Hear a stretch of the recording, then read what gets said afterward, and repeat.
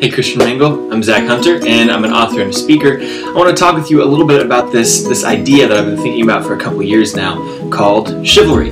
Now when you hear chivalry, you probably think of men opening doors for women, pulling out chairs.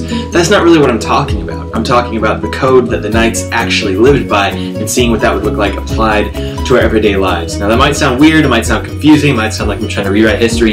It's none of that. It's very simple. I wrote a book about it a little while ago called Chivalry, and it's not really about the book, it's not about me, it's about you, about your relationships, romantic or not. Living by a personal code of honor is especially important though when you're looking for somebody to spend the rest of your life with.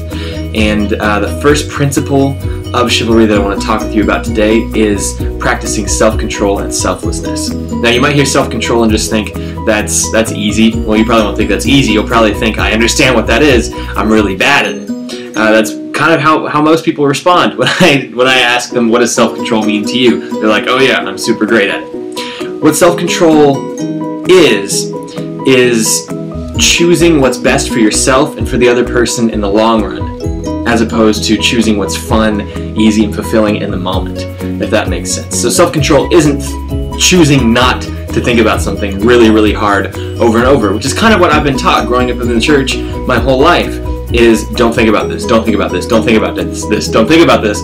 And what ends up happening is that you become obsessed with what people tell you over and over not to think about or not to do, because that's just how the human mind works.